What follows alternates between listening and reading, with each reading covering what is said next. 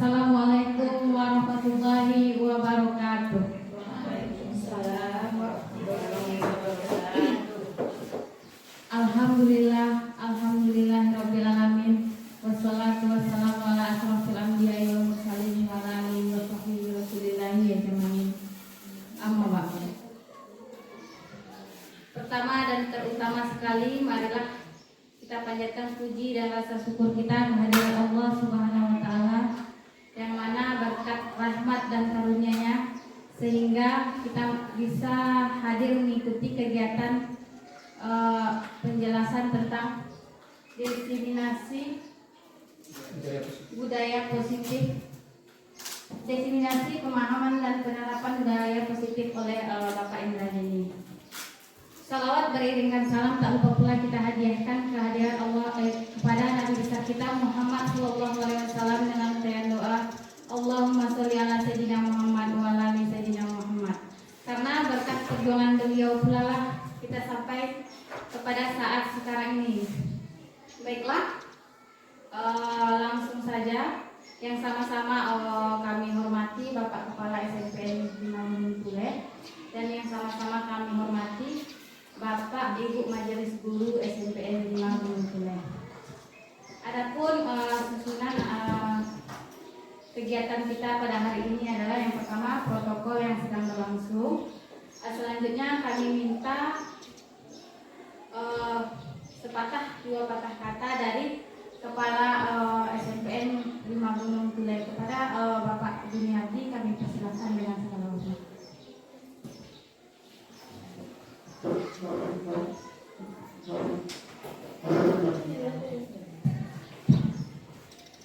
Assalamualaikum warahmatullahi wabarakatuh. Alhamdulillahirrahmanirrahim. Allahumma sholli ala sayyidina Muhammad wa ala ali sayyidina Muhammad. Yang sama-sama kita hormati Bapak dan Ibu guru yang sempat hadir pada kesempatan ini. Pertama, kembali kita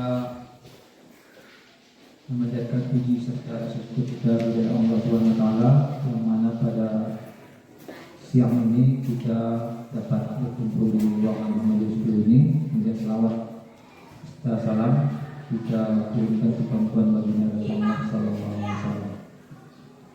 Di sini kami sebagai kepala sekolah mengucapkan terima kasih kepada kita semua yang sempat hadir pada kesempatan ini dalam rangka kegiatan diseminasi penerapan dan pemahaman budaya positif di sekolah, yang mana ini adalah bagian daripada kegiatan calon guru ya. Mudah-mudahan nanti kedepannya akan semakin banyak guru-guru kita ini yang akan mengikuti kegiatan CGP ini, karena nampaknya paling tidak sampai 2024 CGP ini sesuatu yang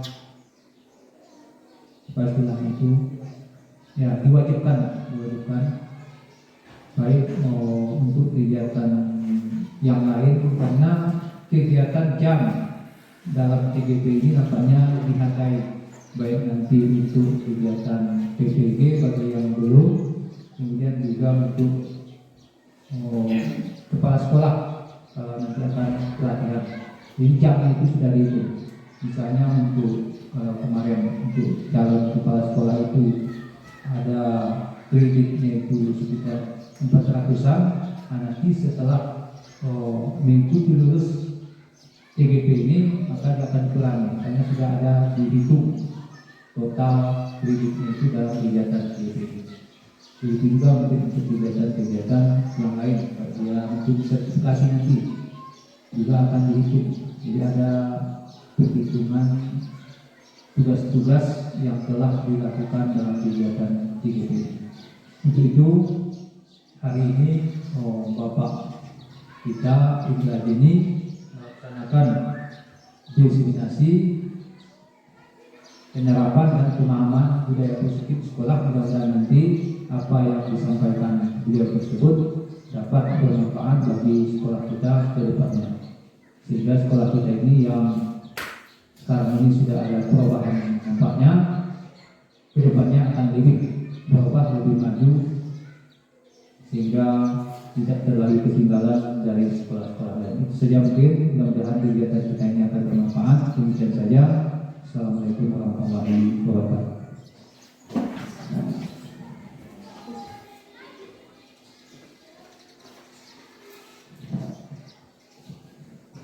Baik, terima kasih kami ucapkan kepada Bapak itu tersebut. Selanjutnya kita masuk pada kegiatan kita, yaitu penjelasan tentang diseminasi pemahaman dan penerapan budaya positif oleh Bapak Indrajeni. Kepada Bapak Indrajeni kami persilakan.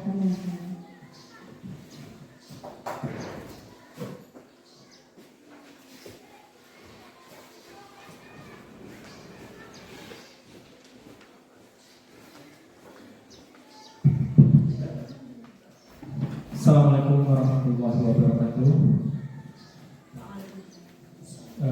Puji syukur kita panjatkan kehadirat Allah Subhanahu wa taala yang telah memberikan waktu dan kelapangan bagi kita bersama untuk datang menghadiri undangan yang telah saya berikan sebelumnya dalam rangka kegiatan diseminasi atau penimbasan pemahaman dan penerapan budaya positif dari modul 1.4 program calon guru penggerak angkatan 7. Salawat dan salam tak lupa kita berikan kepada roh junjungan besar kita Nabi Muhammad Rasulullah SAW, kepada Allah Muhammad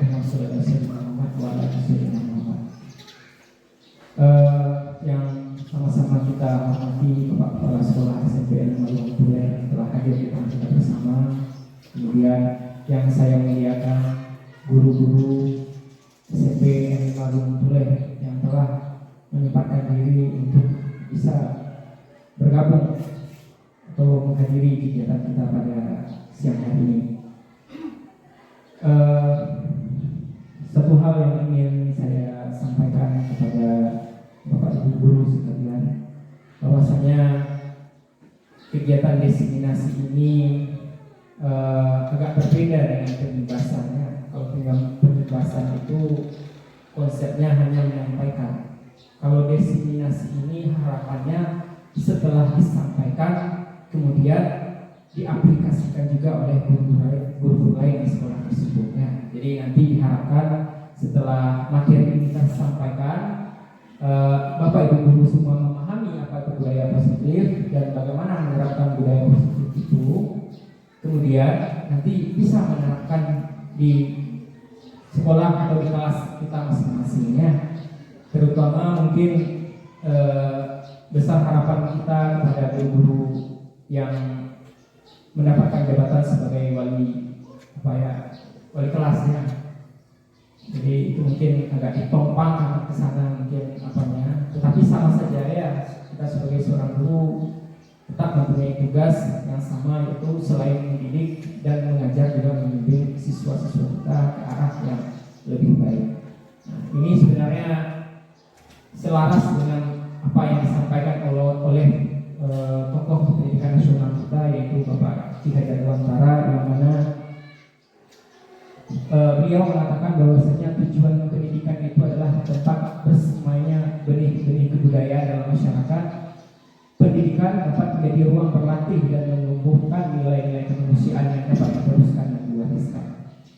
Jadi maksudnya adalah di sini apa yang disampaikan oleh Ki Hajar Dewantara itu bagaimana sekolah kita ini bisa menghadirkan nilai-nilai yang positif kepada siswa-siswa kita di sekolah, sehingga nanti nilai-nilai itu terbiasakan, kemudian terbudayakanlah dalam sepanjang hayatnya. Nah, di sisi lain Pak Ki Hajar Dewantara juga mengatakan tujuan pendidikan kita adalah untuk menuntun segala kodrat anak. Jadi ada kodrat alam dan kodrat zamannya, yang pada anak agar dapat mencapai keselamatan dan kebahagiaan setinggi-tingginya, baik sebagai seorang manusia maupun sebagai anggota masyarakat. Jadi ada kodrat alam dan ada kodrat zaman. kalau kodrat alam ini memang kodrat yang memang sudah bawaan anak itu dari lahir.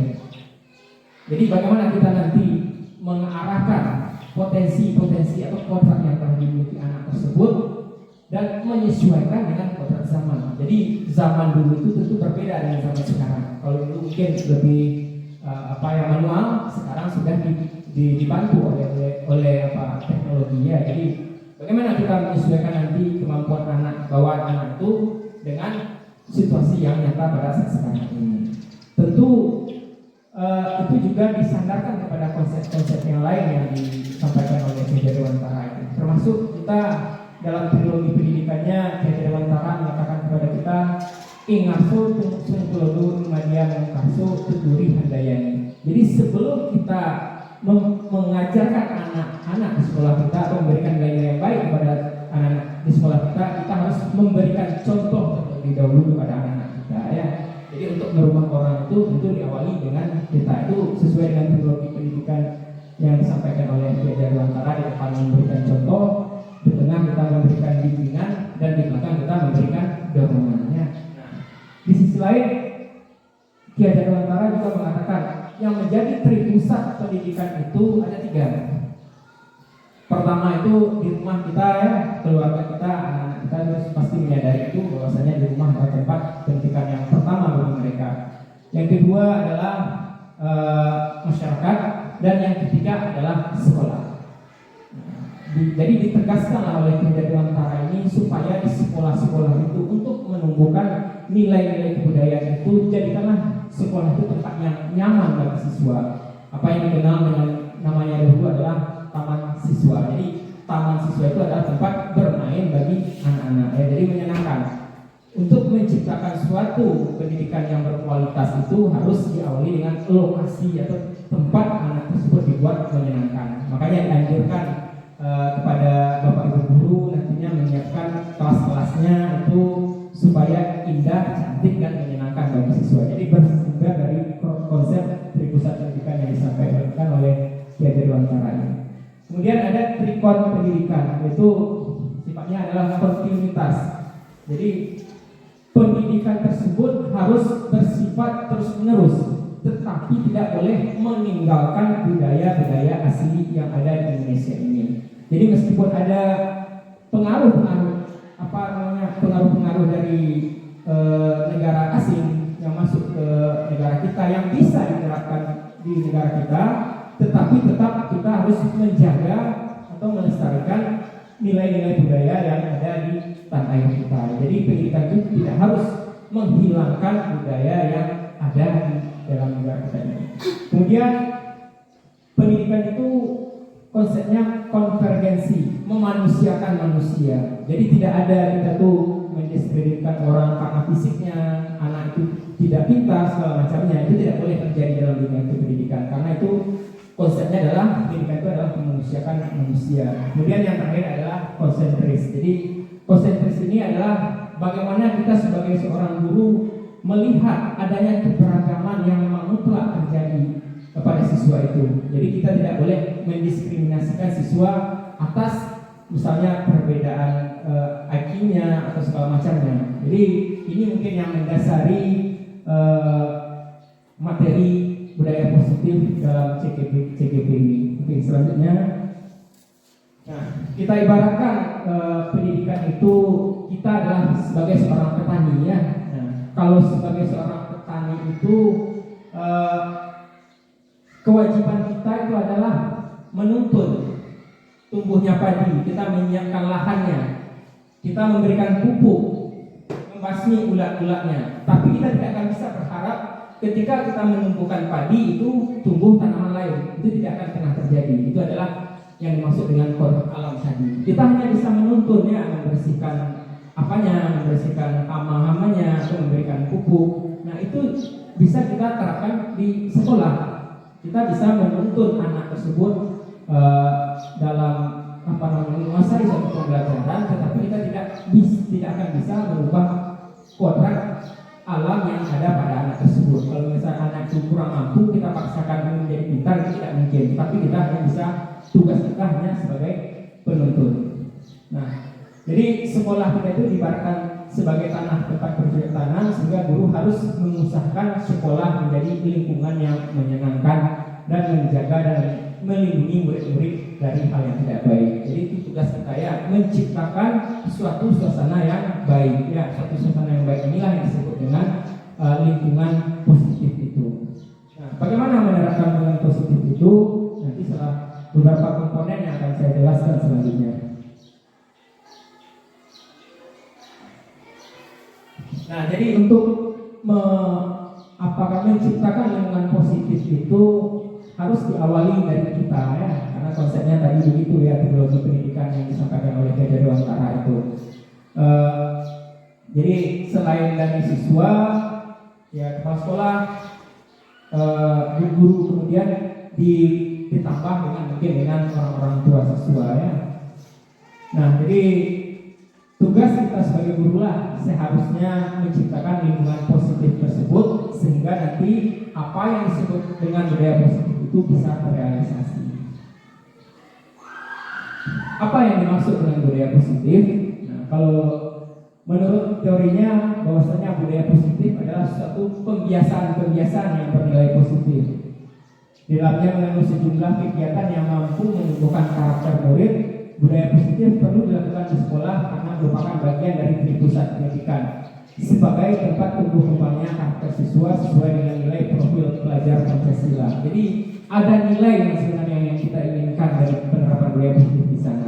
Nah, kalau di Indonesia kita ini nilai yang diharapkan adalah terbentuknya siswa-siswa yang mempunyai nilai profil pelajar Pancasila itu sendiri ya, sesuai dengan apa yang dimaksudkan oleh program dari menteri kita saat sekarang ini ya. Nah, jadi ada beberapa komponen yang ada dalam budaya positif tersebut. Pertama adalah disiplin positif, teori motivasi, keyakinan kelas, kebutuhan dasar manusia, restitusi 5 posisi kontrol, kemudian restitusinya segitiga restitusi. Jadi inilah yang mungkin hal-hal yang harus kita perhatikan dalam menciptakan apa yang disebut dengan budaya positif di sekolah itu. Nah, saya ingin mengawali apa yang dimaksud dengan disiplin positif itu dengan beberapa pertanyaan atau pertanyaan pemantik ya. Mungkin saya mengawali pertanyaan ini dengan siapakah yang dapat mengontrol diri seseorang? Siapa kira-kira yang dapat mengontrol diri seseorang? Diri sendiri ya, diri sendiri. Jadi bagus sekali ya diri sendiri, mungkin udah paham semuanya.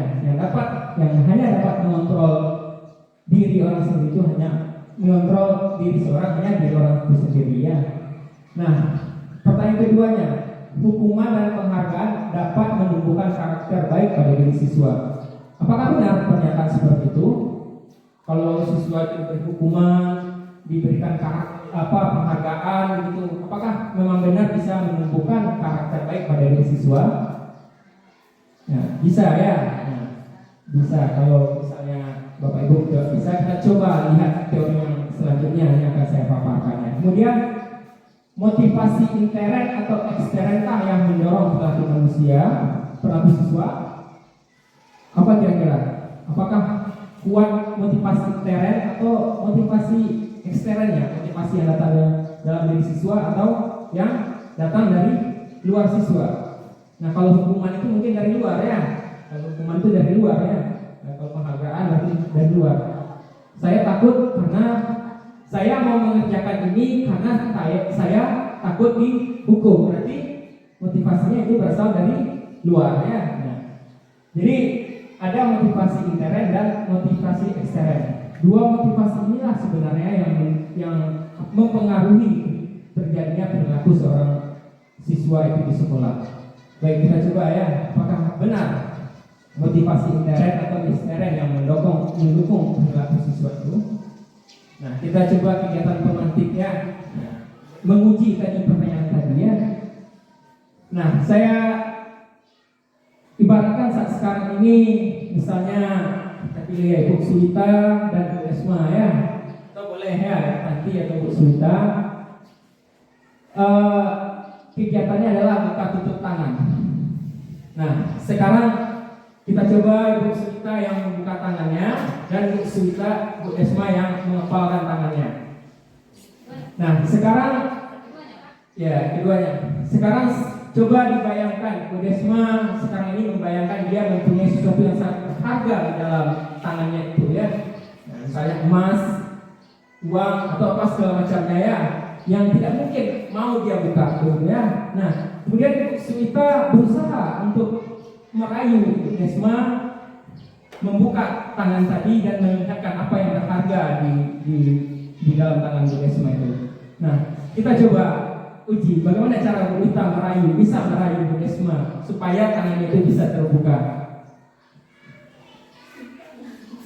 Coba dulu dengan cara lembut Bu Suwita. Bagaimana caranya Bu Suwita bisa membuka tangan Bu Esma yang mana Bu Esma meyakini bahwasanya tangannya tersebut berisi barang yang berharga yang dia tidak membuka. Ya bisa saja kita menggunakan misalnya cara yang lembut. Tolong buka tangannya Bu Esma, saya ingin lihat. Gitu kan. Bisa juga dengan cara yang lebih keras gitu. Coba kamu tidak buka tangannya, nanti saya bunuh kamu. Kan bisa saja begitu ya. Nah, coba bisa nggak kira-kira Bu Suwita bagaimana caranya merayu Bu Esma untuk membuka tangannya?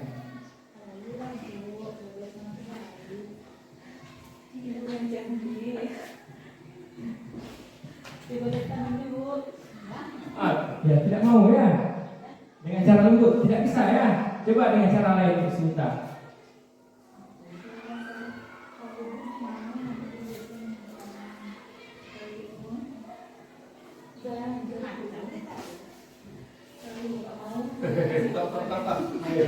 Bisa ya, bisa seperti itu dengan gertakannya.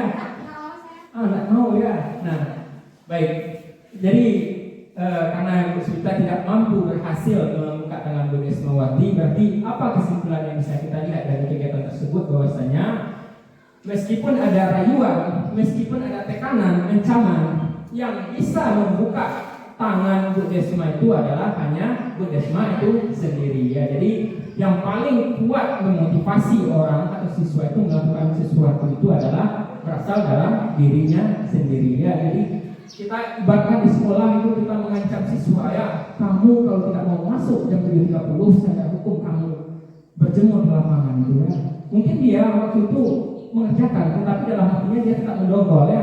Nah, makanya kita nantinya ingin mencapai itu, mencapai motivasi intern yang ada dalam diri siswa itu sehingga berubahlah perilaku yang dilakukan oleh siswa itu sendiri. Itu maksudnya ya. Jadi yang paling mendasarinya itu adalah motivasi intern itu ya, bukan hukuman ataupun ancaman yang kita berikan kepada siswa itu.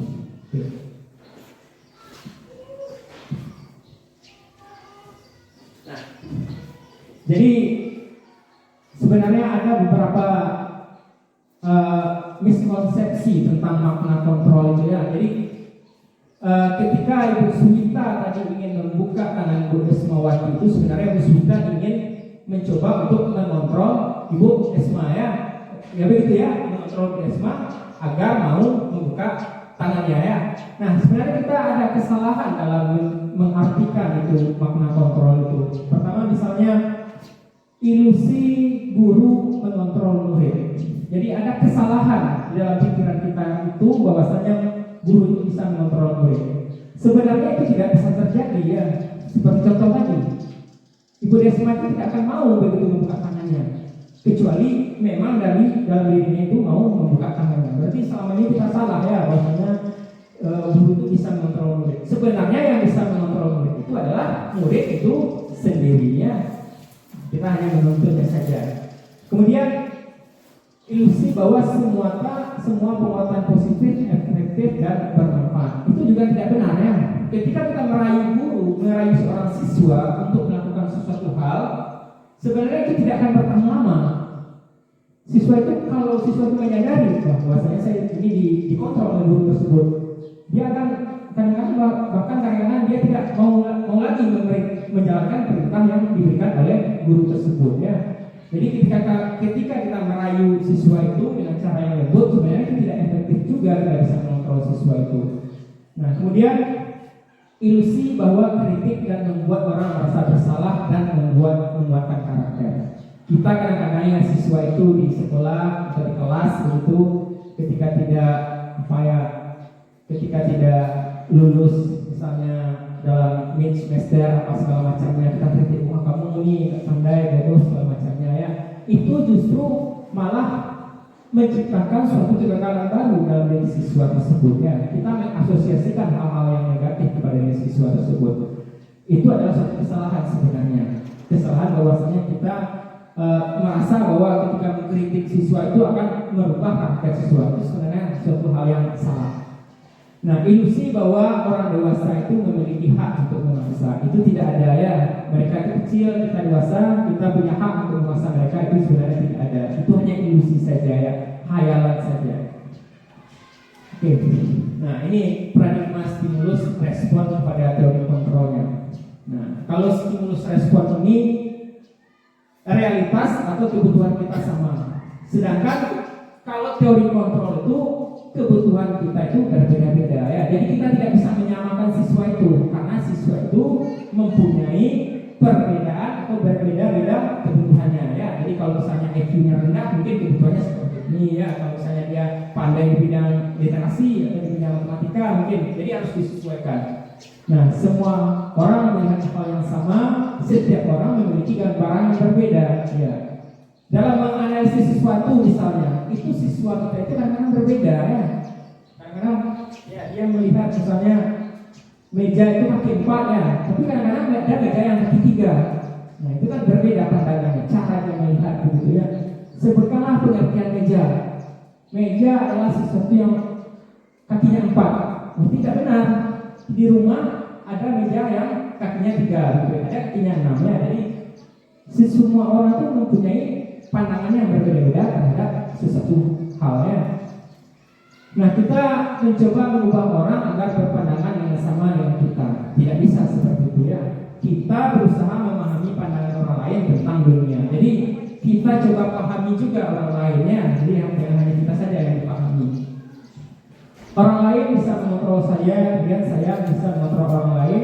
Pemaksaan ada pada suatu kedudukan, model berpikir menang kalah. Jadi ketika kita itu suatu hal yang salah.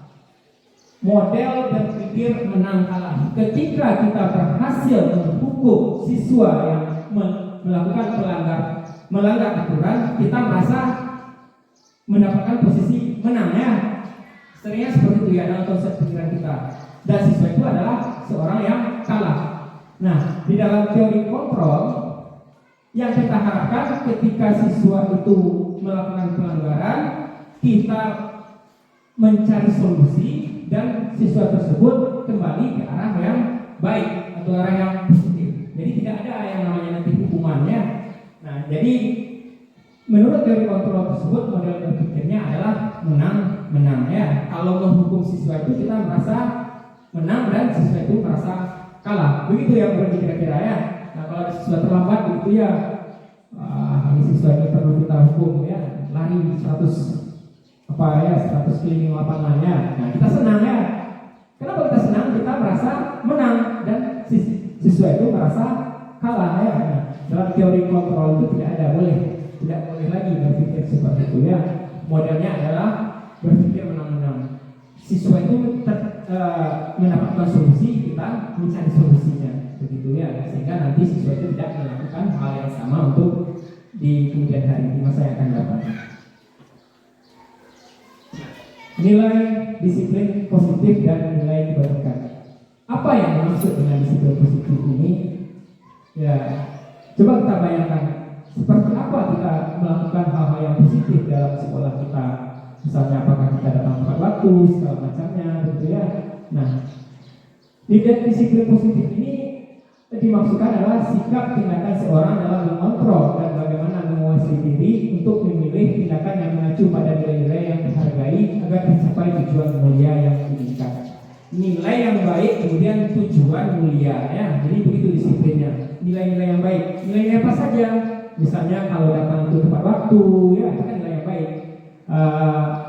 Tidak boleh misalnya mendiskriminasikan temannya gitu ya, atau segala macamnya. Nah, itu dilaksanakan secara kontinuitas berkelanjutan dan diharapkan nanti dengan disiplin positif itu, dengan nilai-nilai yang terrealisasi itu, diharapkan nanti tujuan mulia yang diinginkan bisa tercapai. Seperti tadi ya, tujuan mulia dari pendidikan kita itu adalah terwujudnya pelajar yang mempunyai karakter seperti profil pelajar Pancasila itu. Jadi ini nilai-nilai tadi yang saya maksudkan, nilai profil pelajar Pancasila, misalnya beriman, mandiri, bernalar kritis, berkebinekaan global, bergotong royong dan kreatif. Jadi inilah landasannya. Ketika kita ingin menerapkan budaya positif itu, acuan yang kita harapkan adalah bersumber pada profil pelajar Pancasila itu.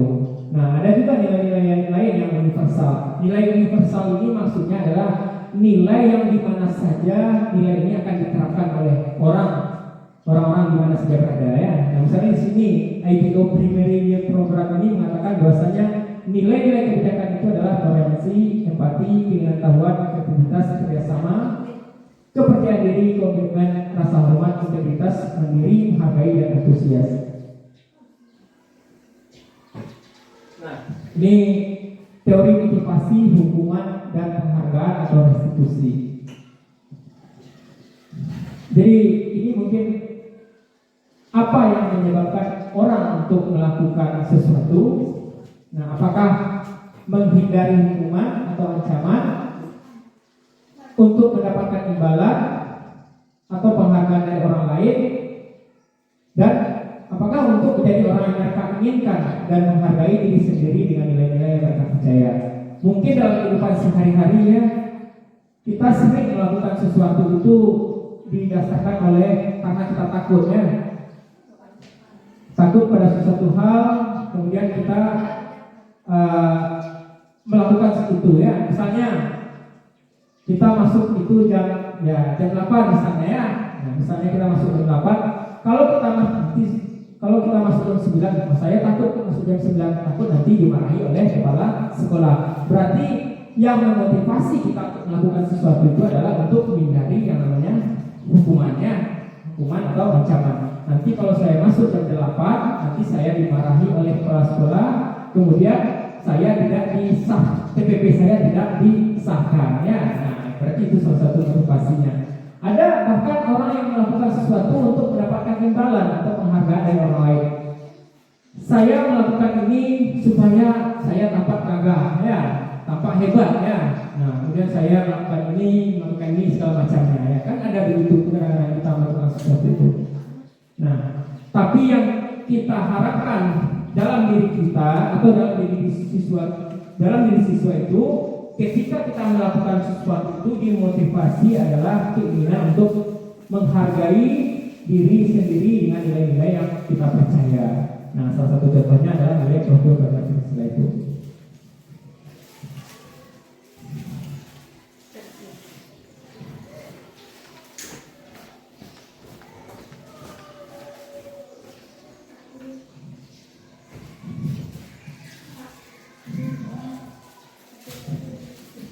Kemudian kita lanjutkan bahwasanya ada hukuman, ada konsekuensi, dan ada restitusi.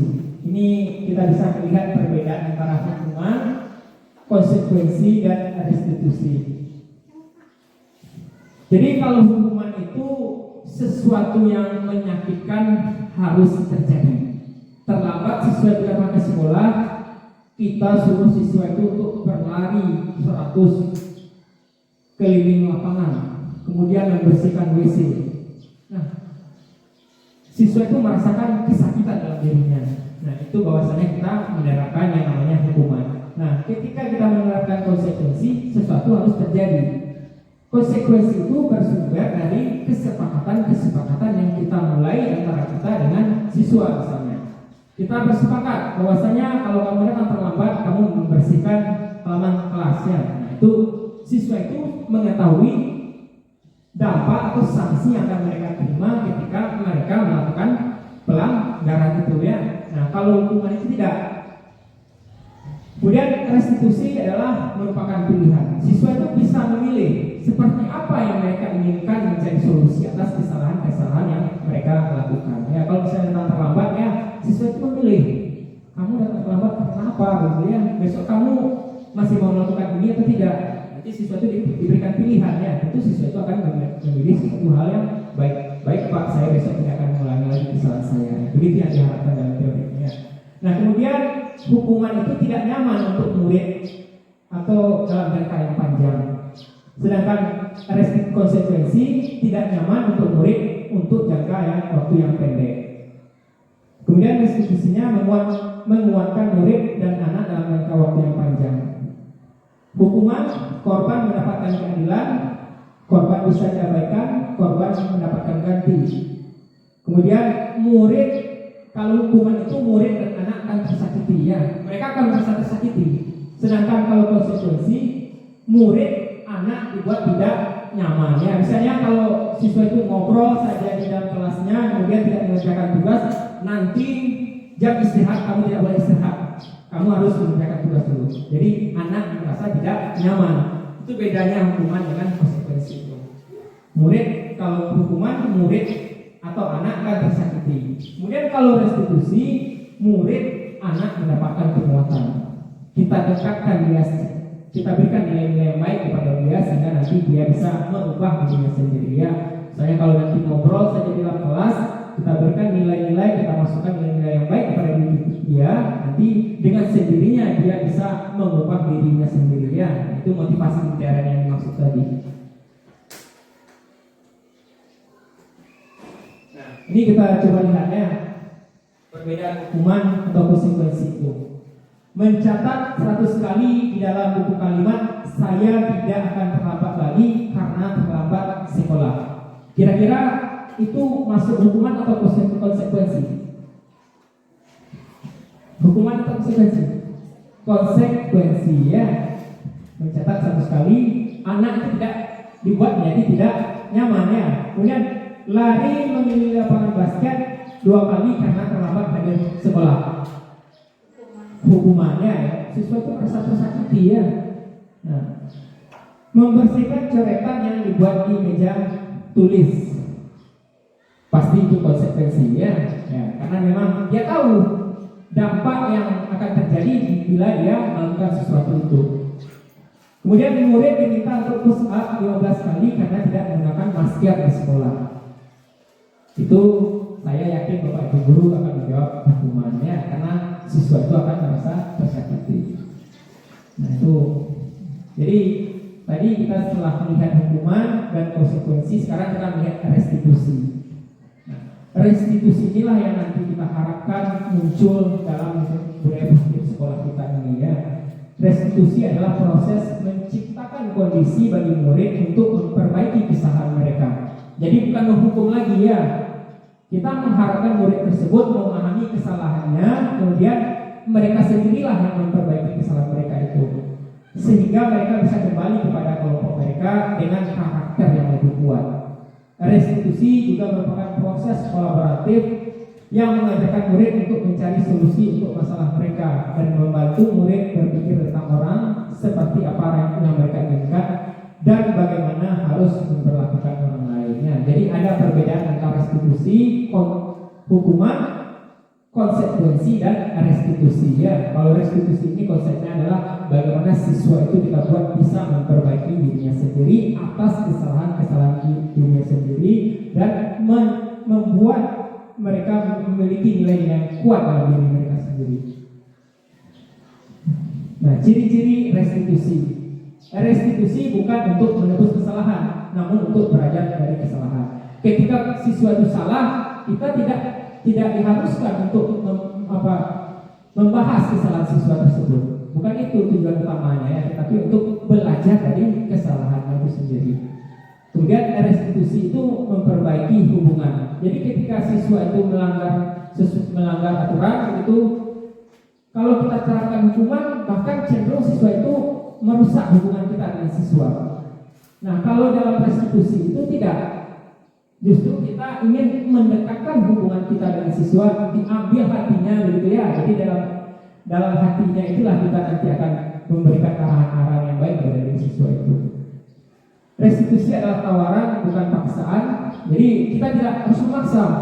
Kamu melakukan kesalahan, tidak masuk. Besok kamu harus masuk lebih awal setengah jam. Jadi tidak seperti itu. Jadi ditawarkan. Jadi bagaimana besoknya? Apa yang akan kamu lakukan? Jadi pertanyaan-pertanyaan itu yang muncul kepada siswa itu nantinya. Restitusi menuntut untuk melihat ke dalam diri siswa. Jadi nilai-nilai apa yang ada dalam diri siswa tersebut, siswa diminta untuk menyadari nilai tersebut dan mengeksposnya keluar. Tadi kita bicara restitusi, sekarang kita bicara penghargaannya. Nah, ada judul dihukum oleh penghargaan. Jadi kadang-kadang hukuman itu hampir sama dengan penghargaan. Saat kita berulang kali menjadikan hadiah kepada anak-anak agar berperilaku bertanggung jawab, atau kepada seorang murid agar mempelajari sesuatu yang baru, atau kepada seorang karyawan agar melakukan pekerjaan yang berkualitas, kita sedang berasumsi mereka tidak melakukannya, atau mereka tidak akan memilih untuk melakukannya. Jadi hampir sama ya ketika kita memotivasi orang melakukan sesuatu dengan didasarkan oleh penghargaan, sama saja kita memotivasi orang tersebut melakukan sesuatu karena takut dihukum atau diancam. Nah, kita coba ilustrasi ini ya. Ibu Anas, guru kelas 2 SD, mendapatkan masalah murid-muridnya tidak bisa tertib berdiri antri di depan pintu kelas dan selalu berebut masuk ke dalam kelas setelah jam istirahat usai. Ini tentunya sangat mengganggu proses pembelajaran, di mana kelas tidak dapat memulai tepat waktu karena Ibu Anas sibuk menenangkan murid-murid untuk waktu yang cukup lama. Akhirnya Bu Anas berpikir dan mengandalkan stiker bintang. Setiap murid-muridnya akan masuk kelas, usai jam istirahat, Bu Anas akan mengiming-imingkan muridnya dengan stiker bintang. Siapa yang dapat berdiri lurus dan berbaris rapi antri di depan pintu dapat bintang dari Bu Anas. Sebagian besar murid menyambut tantangan tersebut dan langsung berdiri di depan pintu agar mendapatkan stiker bintang. Hal ini terus dilakukan Bu Anas selama beberapa minggu. Karena cukup berhasil membuat murid-murid berdiri rapi di depan pintu, sampai pada satu saat Bu Anas sakit dan terpaksa digantikan oleh Pak Heru. Pak Heru tidak mengetahui tentang stiker bintang itu.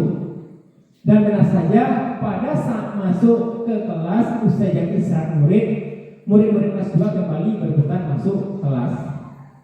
Nah itu sama ya, hukuman hampir sama dengan penghargaan. Anak-anak tadi itu dimotivasi oleh penghargaan. Dia berbaris rapi karena dimotivasi oleh penghargaan itu, bukan karena nilai-nilai yang tumbuh dalam diri anak itu sendiri ya. Jadi makanya hampir sama motivasi itu, hampir sama dengan penghargaan itu, hampir sama dengan hukuman. Nah, pengaruhnya jangka pendek dan jangka panjang. Penghargaan itu sebenarnya tidak efektif. Penghargaan merusak hubungan, penghargaan mengurangi ketepatan, menurunkan kualitas, mematikan kreativitas, penghargaan menghukum. Dan yang paling tepat itu adalah motivasi dari dalam diri kita sendiri. Nah, setelah kita memahami apa itu penghargaan, hukuman, dan restitusi tadi, kita masuk kepada keyakinan kelas. Nah, ini pertanyaan pertamanya. Mengapa keyakinan kelas? Kenapa tidak peraturan kelas? Nah, apa bedanya kira-kira? Ada keyakinan kelas dan ada peraturan kelas. Jadi selama ini kita mungkin menyadari bahwa di sekolah kita itu lebih identifikasinya itu lebih dekat dengan peraturannya, peraturan yang dibuat oleh sekolah. Kemudian ketika peraturan itu dilanggar, maka siswa diberikan hukumannya. Nah, ketika siswa itu melakukan sesuatu yang baik, diberikan penghargaannya. Nah, sekarang kita rubah konsepnya. Tidak ada yang namanya lagi peraturan kelas, tetapi keyakinan kelas ya. Keyakinan kelas adalah sesuatu yang berisi nilai-nilai kebajikan universal yang disepakati secara tersirat dan tersurat, lepas dari latar belakang suku, negara, bahasa, dan maupun agama. Nah, ini adalah contoh keyakinan kelas itu ya. Ini mungkin saya sudah buat itu, tapi belum ditempelkan kelas. Jadi keyakinan kelas itu berbeda dengan peraturan kelas. Kalau peraturan kelas itu siswa itu tidak menyadari, tidak ikut sertakan dalam membuat peraturan itu. Nah, kalau keyakinan kelas itu memang siswa itu sendirilah yang membuat kesepakatan sendiri yang akan mengontrol dirinya itu sendiri. Nah, jadi itu perbedaannya ya, ada keyakinan kelas dan peraturan kelas. Jadi kalau keyakinan kelas itu sebenarnya seperti bumerang ya. Ketika siswa itu bersepakat untuk menyepakati sesuatu, misalnya menjaga kebersihan kelas. Nah, ketika kelas itu penuh, kita tanyakan kepada siswa itu, apa kesepakatan kita kemarin? Oh iya Pak, kesepakatan kami adalah menjaga kebersihan kelas ya. Nah, kalau peraturan kelas seperti ini, tidak boleh membuang sampah sembarangan. Kalau membuang sampah sembarangan, nanti dihukum membersihkan WC. Nah, itu peraturan kelas. Nah, kalau kesepakatan kelas atau keyakinan kelas itu didasarkan atas kesepakatan antara kita atau siswa itu sendiri dengan kita sebagai seorang guru ya. Nah, jadi sebenarnya ini yang ingin kita capai dalam budaya positif ini. Diawali dengan hal-hal disiplin positif, kemudian diterapkan dengan membuat sesuatu yang disebut dengan namanya keyakinan kelas. Nah, misalnya banyak ya, mungkin wali kelas ini bisa memfasilitasi di kelasnya membuat yang namanya keyakinan kelas itu apa yang ingin kita sepakati dengan siswa itu. Tapi kita harapkan siswa tersebutlah yang dari hati siswa itulah yang ingin membuat suatu peraturan yang ingin mengikat dirinya sendiri.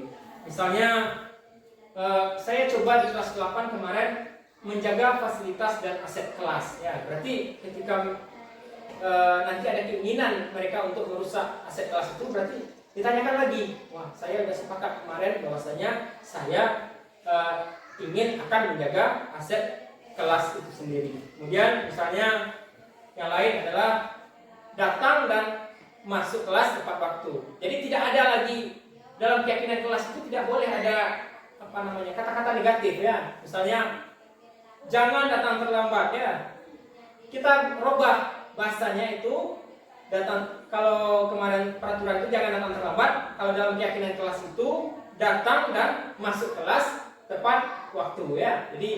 Jadi di sana siswa itu diapakan konsep nilai yang berisikan nilai-nilai positif ya. Datang masuk kelas berarti siswa itu diusahakan untuk memiliki kebiasaan yang mempunyai kedisiplinan. Nah, itu yang diharapkan dari keyakinan kelas itu. Nah, ada kebutuhan dasar manusia sebenarnya yang mempengaruhi faktor perilaku manusia, yaitu penguasaan terhadap sesuatu hal, kemudian kesenangan. Ada orang melakukan sesuatu ingin senang-senang saja.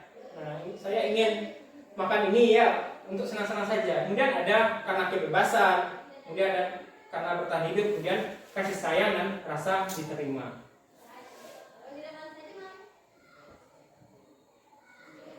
Nah, kemudian restitusi 5 posisi kontrol. Jadi sebagai seorang guru sebenarnya kadang-kadang kita sudah menerapkan apa yang disebut dengan restitusi itu. Misalnya kita melihat ciri-ciri restitusi itu. Sebab kita sebagai seorang guru kadang cenderung mempunyai sifat itu sebagai penghukum. Ada orang yang salah langsung kita hukum ya. Ada juga siswa itu, seorang guru itu berposisi sebagai orang yang pembuat rasa bersalah. Ada siswanya yang mungkin keluar, kamu ini segala macam salah aja di mata gurunya. Nah, itu posisinya sebagai penghukum, pembuat rasa bersalah. Kemudian ada siswa itu, guru itu berposisi sebagai teman. Di bawahnya lah siswa-siswa ini berteman. Nah, kemudian ada juga sebagai pemantau. Guru itu memantau siswa setiap hari, dipantaunya siswa itu ya, apakah ada yang datang tidak tepat waktu atau misalnya tidak membuat PR. Kemudian yang terakhir adalah posisi guru dalam posisi ini adalah sebagai manajer.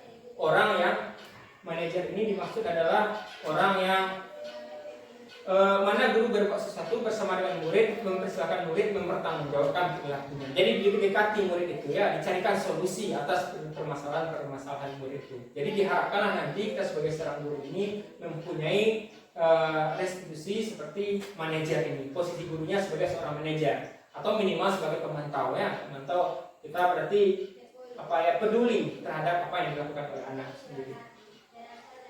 Nah, kemudian yang terakhir adalah segitiga restitusi. Nah, segitiga restitusi ini adalah suatu posisi di mana kita sebagai seorang guru menciptakan suatu suasana yang bisa mencari jalan solusi atas permasalahan-permasalahan yang dilakukan oleh murid tersebut. Jadi, untuk menerapkan disiplin positif ini dilakukanlah dengan cara segitiga restitusi itu ya. Pertama, apa yang kita lakukan ketika anak melakukan kesalahan? Kita harus menstabilkan emosinya dulu. Kita tanyakan dulu misalnya, ya kita tenangkan dulu siswa itu ya. Misalnya siswa itu terlambat datang ke sekolah misalnya. Kita tenangkan siswa itu dulu. Kemudian setelah kita tenangkan siswanya, kita validasi tindakan tersebut. Kita tanyakan tindakan itu kepada siswa. Apa alasan kamu melakukan ini? Misalnya kita munculkan pertanyaan itu ya. Tentu kamu punya alasan melakukan ini. Kalau kamu melakukan hal ini, apa yang dampak buruk yang akan terjadi pada diri kamu? Ya, jadi kita validasi dulu bahwa mereka itu melakukan kesalahan. Kita yakini mereka itu melakukan kesalahan. Bukan langsung kita hukum ya. Kalau posisinya penghukum tadi, kita langsung menghukum siswa. Kita dapat siswa kita lambat, kita langsung suruh lari ya. Tetapi kalau sebagai manajer kita melakukan langkah segitiga restitusi, kita stabilkan emosinya, kemudian kita tanyakan kesalahan siswa tersebut, tanyakan alasan-alasan melakukan itu, kemudian di akhirnya setelah mereka menyampaikan alasannya, kita tanyakan keyakinannya. Jadi kamu keyakinan apa yang kamu harapkan dalam sekolah ini? Apakah kamu ingin menjadi orang yang sukses misalnya? Nah, kita bersama dengan siswa itu mencari solusi dan menjadi jalan keluar atas permasalahan yang dilakukan oleh siswa tersebut. Jadi langkahnya seperti itu ya.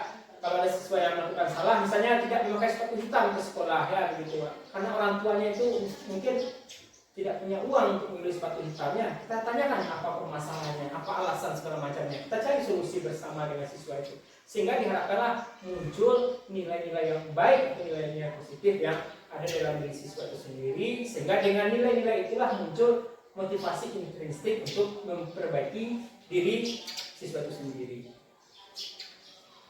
Nah, jadi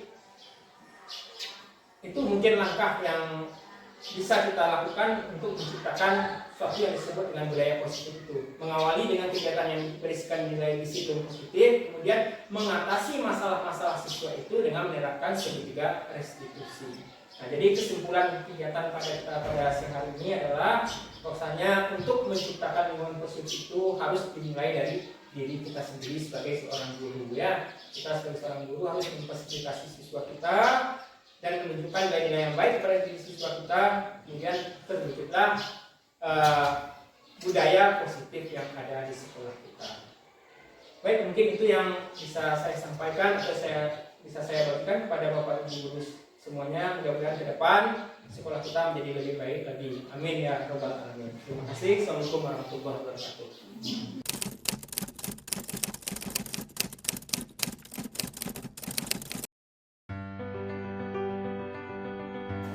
Assalamualaikum warahmatullahi wabarakatuh. Waalaikumsalam warahmatullahi wabarakatuh. Bagaimana kabarnya siswa kelas 8? Sehat semua? Sehat. Alhamdulillahirabbil alamin. Nah, pada kesempatan kali ini kita bersama-sama akan membuat yang disebut kesepakatan kelas atau keyakinan kelas. Nah, adakah dari kalian yang pernah mendengar apa yang disebut dengan keyakinan kelas tersebut? Sudah ada yang pernah mendengar? Sudah. Apa itu keyakinan kelas? Sesuatu yang harus dijalankan oleh semua siswa yang ada dalam kelas tersebut. Sesuatu yang harus dijalankan oleh semua siswa yang ada di dalam kelas tersebut. Betul, Fajri sudah bisa mendefinisikan tentang kesepakatan kelas secara sederhana ya. Nah, jadi kesepakatan kelas ini hampir mirip dengan peraturan kelas ya. Cuma ada berbeda juga antara peraturan kelas dan keyakinan kelas ya. Nah, kira-kira apa yang membedakan peraturan kelas dan keyakinan kelas? Nah, kalau keyakinan kelas, peraturan kelas itu sebelum kita ada di kelas, peraturan itu sudah ada sebelumnya ya. Sedangkan keyakinan kelas itu adalah sesuatu yang kita buat bersama-sama. Nah, pada kesempatan kali ini kita akan membuat kesepakatan kelas bersama-sama.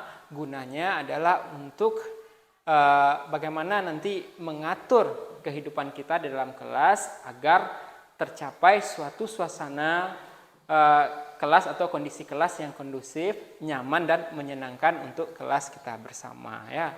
Nah, perbedaan peraturan kelas dengan keyakinan kelas ini adalah kalau peraturan kelas itu tidak berisikan nilai-nilai yang kita ketahui ya, tetapi kalau keyakinan kelas ini berisikan nilai-nilai yang kita ingin sepakati bersama ya. Nilai apa yang ingin kita sepakati ya? Nah, kalau saat sekarang ini di dalam dunia pendidikan kita itu adalah yang namanya nilai profil pelajar Pancasila ya. Nah, nilai itulah yang ingin kita kejar dengan membuat kesepakatan kelas atau keyakinan kelas itu. Nah, Bapak contohkan satu kasus ya. Nah, ketika di jalan raya ada seseorang yang menggunakan helm. Menurut kalian, untuk apa orang tersebut menggunakan helm? Untuk mematuhi peraturan lalu lintas. Ada yang lain? Kenapa orang tersebut menggunakan helm? Nanti kalau misalnya ada tabrakan atau terjatuh untuk menghindari kecelakaan ya. Tujuannya adalah untuk keselamatan ya. Nah, jadi itu yang dimaksud dengan keyakinan kelas itu ya, bukan karena harus patuh terhadap aturan, tetapi memang muncul dalam dirinya, ada tertanam dalam dirinya bahwasanya saya ingin memakai helm ini adalah untuk keselamatan hidup saya, bukan karena takut pada aturan yang ada ya. Di motivasinya itu adalah berasal dari dalam diri orang tersebut ya. Berarti ada nilai yang telah tertanam dalam diri orang tersebut ya. Nah, kita contohkan kasus kedua. Ada seseorang yang memakai masker karena di suatu tempat itu banyak orang yang mengidap penyakit menular. Apa alasan orang tersebut memakai masker? Untuk apa? Sama dengan yang memakai helm tadi itu ya, untuk menjaga keselamatannya ya, karena dia takut tertular oleh penyakit yang menular itu. Contohnya COVID kemarin ya. Jadi bukan takut karena pemerintah, bukan segala macamnya, karena memang ada nilai yang dijaganya supaya nilai tersebut bisa menjaga dirinya sendiri ya. Nah, begitu juga di dalam kelas ini. Kita mengharapkan suatu nilai yang ada di dalam diri kita, yang tertanam dalam diri kita, yang berguna untuk kita juga ya. Jadi itu perbedaannya antara keyakinan kelas itu dengan peraturan kelas ya. Yang kedua, peraturan kelas ini datang dari kalian semua ya. Keyakinan kelas ini datang dari kalian semua. Kita yang menyepakatinya dan kemudian kita yang melaksanakannya ya. Nah, kesepakatan apa yang ingin kalian ciptakan, yang ingin kalian hadirkan di kelas kalian ini ya, tergantung kebutuhan kalian. Misalnya ada mungkin teman-teman kalian yang sering saja sering terlambat datang ke sekolah. Jadi apa yang ingin kalian yakini di sana? Wah, saya ingin bersepakat bahwasanya datang tepat waktu ya. Nah, apa yang lain? Misalnya kalau kondisi kelasnya kotor, apa yang ingin kalian sepakati? Bahwasanya misalnya harus menjaga kebersihan kelas. Nah, saya bagikan apa ini ya, stick note ini untuk kalian tulis di sini keyakinan kelas apa yang ingin kalian buat dan kalian ingin sepakati secara bersama-sama. Kemudian nanti setelah stick note ini kalian isikan, tempelkan di papan tulis, nanti kita akan satukan semua ya keyakinan apa yang telah kalian tulis tersebut. Ini ya.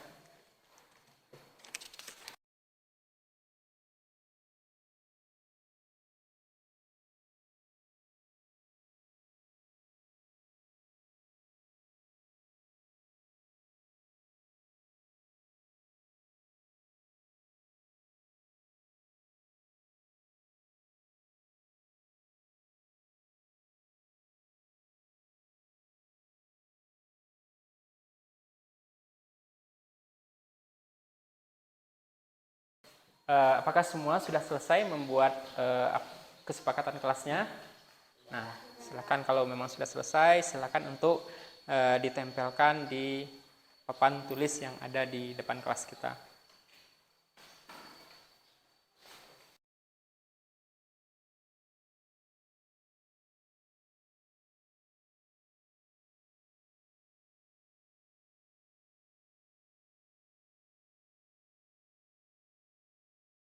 Baik, ini adalah hasil dari inisiatif kalian yang akan kita buat menjadi kesepakatan kelas nantinya ya.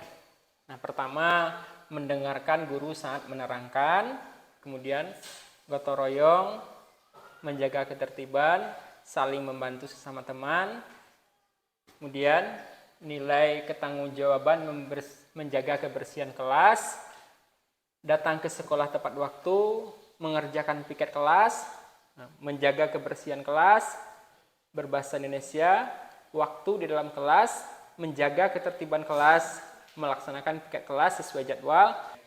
Ini adalah hasil dari inisiatif kalian membuat kesepakatan kelas di kelas 8 ini ya. Nah, agar ini bisa kita laksanakan secara rutin dan konsisten, kita akan membuat suatu pengesahan di sini secara bersama ya, yang ditandatangani oleh seluruh siswa kelas 8 ya. Silahkan dimulai dari Iftasa ini.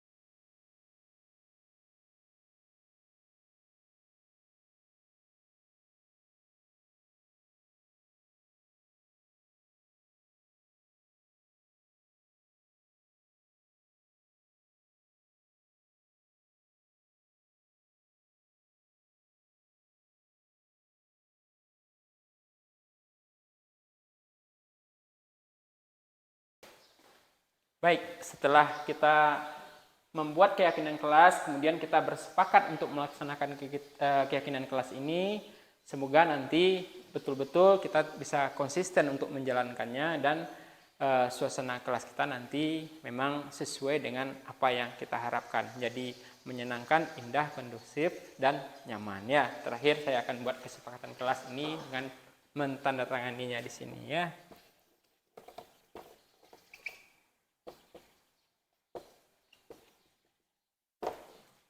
Oke, baik. Mungkin cukup sekian ya pembuatan keyakinan kelas di kelas 8 ini. Semoga bisa terrealisasikan.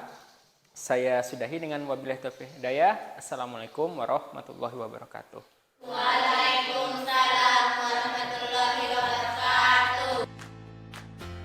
Assalamualaikum warahmatullahi wabarakatuh.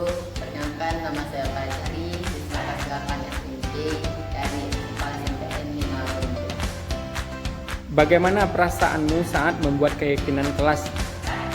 Saya merasa tenang karena saya bisa membuktikan semua diri saya untuk memperbaiki kelas saya. Apakah keyakinan kelas itu penting bagi kamu? Sangat penting karena bisa mewujudkan sebuah standar terbaik dalam kelas kami. Apa harapan setelah membuat keyakinan kelas itu? Harapan saya semoga kami semua dalam kelas bisa menjalankan semua keyakinan yang telah kami buat. Oke. Terima kasih Fajri. Assalamualaikum warahmatullahi wabarakatuh. Perkenalkan, nama saya Maisa, kelas 8 SMP Negeri 5 Gunung Pulau. Bagaimana perasaanmu saat membuat keyakinan kelas? Saya saya merasa senang karena saya bisa mendapatkan ide-ide saya untuk kesepakatan kelas. Menurutmu, apakah keyakinan kelas ini penting? Ya, karena kesepakatan kelas ini penting bagi kelas kami. Apa harapannya setelah membuat keyakinan kelas? Saya harap kelas kami bisa menjadi lebih baik. Oke, terima kasih Mas Syah.